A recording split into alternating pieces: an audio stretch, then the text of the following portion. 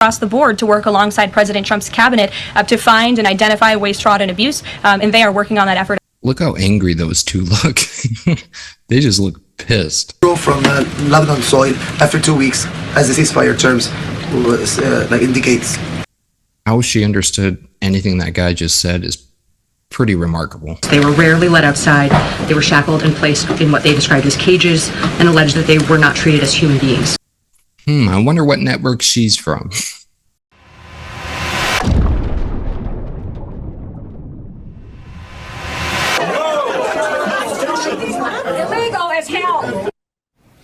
Boos from Republicans for Republicans. And as I said, there's more.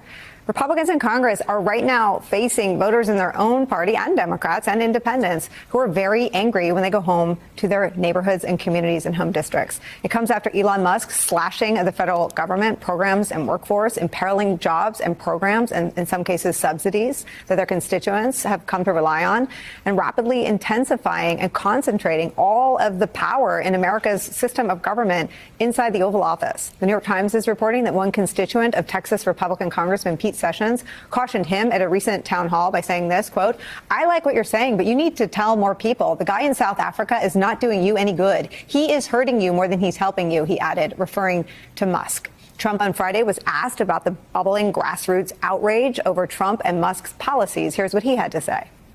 Some members of Congress in red districts are facing pushback from voters in town halls. They don't like the work of Elon Musk and these other actions. What do you say to them? Who do you work for? I work for ABC News, sir. No wonder. Let me just tell you that I have today the highest poll numbers I've ever had. I have today the highest poll numbers of any Republican president ever. Trump to Republican voters, eat it. Do you notice that this is all they've been talking about for, 1 to 2 weeks, probably? It's all these guys are talking about. Do you think that's a little bit weird? It's because Trump is getting other things done, and they don't have anything else to attack or to go after. This is the only thing that they really have to talk about. And occasionally small clips that they chop up and present as something more than they are. But other than that, this is all they're talking about because they have nothing else to talk about. I'm so tired of hearing about this. All they're doing is going into departments, making sure that everyone's doing what they're supposed to be doing, making sure that they're not wasting money, there's no fraud, and there's not unnecessary spending, which means some people are probably going to lose their job. So let's go over what Trump is working on.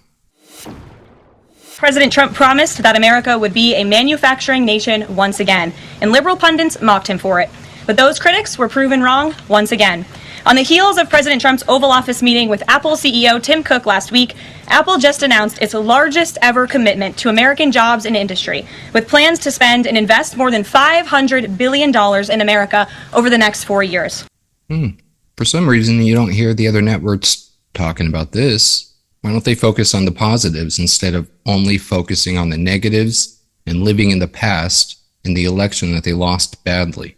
Instead of learning from their mistakes, all they keep doing is repeating old behaviors that obviously haven't worked for the last decade. Yet they refuse to acknowledge the fact that people don't want to listen to them, they don't agree with them, and they stick with their 1 or 2 topics that they could find and dig up and manipulate into their own agenda. Over the course of the current Trump administration, Apple plans to hire around 20,000 new workers, creating high-paying jobs right here in America. And the investment isn't limited to one specific region of our country. Apple teams and facilities will expand all over our country, in Arizona, California, Iowa, Nevada, North Carolina, Michigan, Oregon, Texas, and Washington. With President Trump in charge, America is open for business. Apple CEO Tim Cook said it best in the company's announcement: "We are bullish on the future of American innovation." On top of this incredible Apple announcement, President Trump already announced more than $1 trillion in pledged investments into the United States. And on another important note that the American people entrusted President Trump to fulfill, this administration's efforts to seal the border continue to prove extraordinarily successful. In President Trump's first month back in office alone, illegal border crossings hit lows not seen in decades, down 94% over the past year, while interior arrests are up 134%. Why don't they talk about that? That was one of the biggest issues going into the election, the flooding of all these illegal immigrants coming in and wrecking the economy. And this past Saturday, this is a significant statistic that I wanted to share with all of you. There were only 220 illegal border crossings on Saturday. This is a 15-year low. Think about that in comparison to the amount of illegal border crossings we saw under the previous administration. Overall, the American people continue to overwhelmingly give President Trump very positive remarks. Nearly every one of President Trump's policy initiatives are receiving strong majority support. And I have noted that in every briefing since Inauguration Day. 81% of Americans support deporting illegal migrant criminals from our nation's interior. 76% of Americans support the DOGE-led efforts of a full-scale investigation to find and eliminate fraud and waste in government expenditures. Again, this is from a Harvard-Harris poll, a very legitimate pollster. 76% of Americans support closing the border. Oh, there's some polls that MSNBC must have missed. How come these polls seem to say the exact opposite of what their one poll, the poll that I went over in a different video, where that poll is literally the least accurate poll out of 23 major polls. That's where they're getting their data. The one that is the worst of the majority of the major pollings. Kind of seems like everyone's happy. Thank you. One follow-up question. So about the deadline, Alina Habba said that you have until tonight.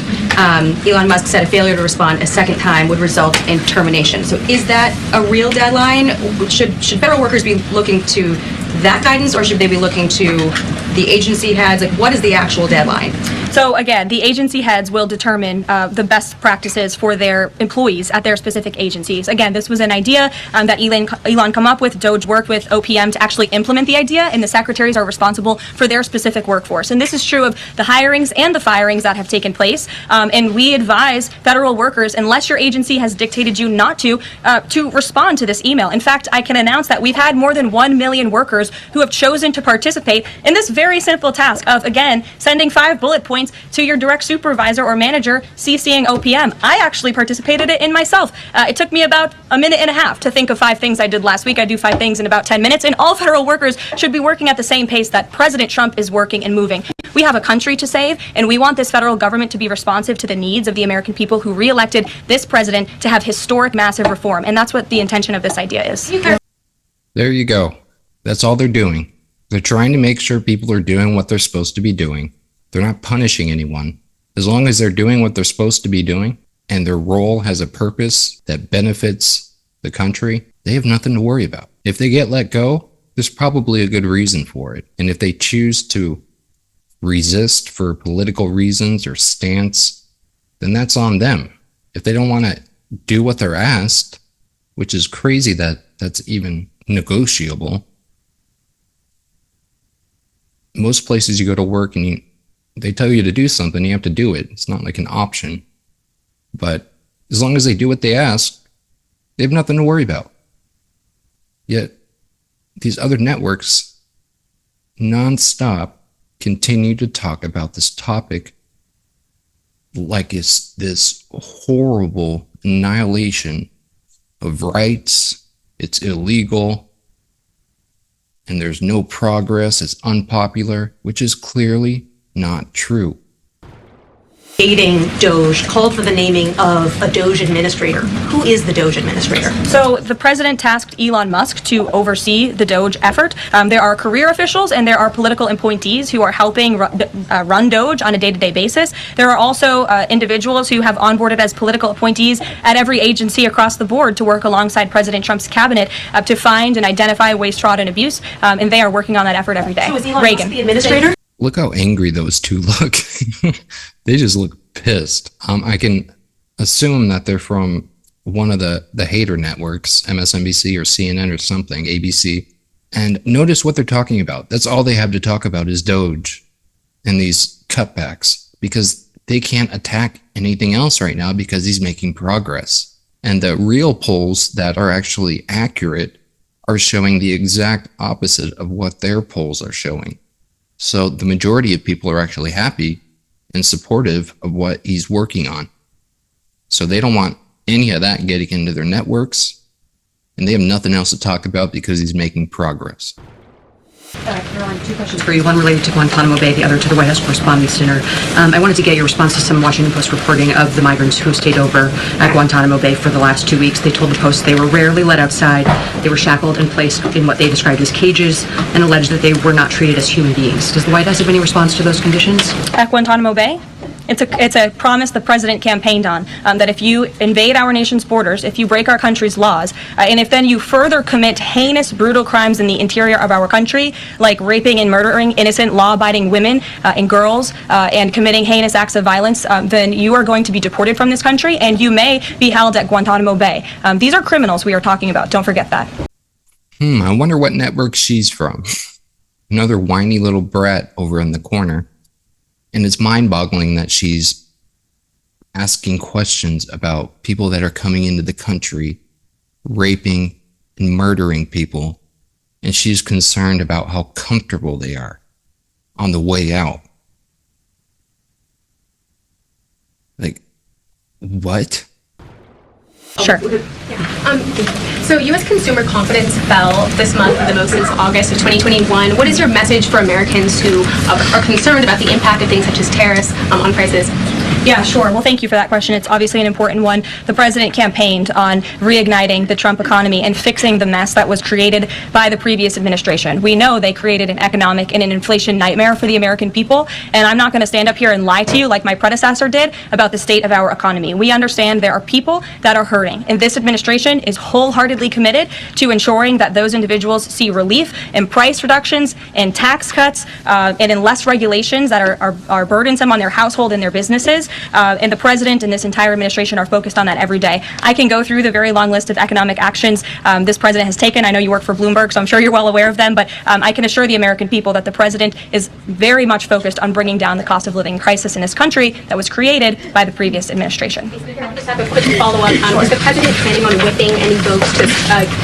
Thank God. And hopefully he makes progress sooner than later because prices are insane.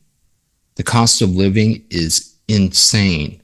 Just like 5-6 years ago, the cost of rent was less than half of what it is now. It is insane.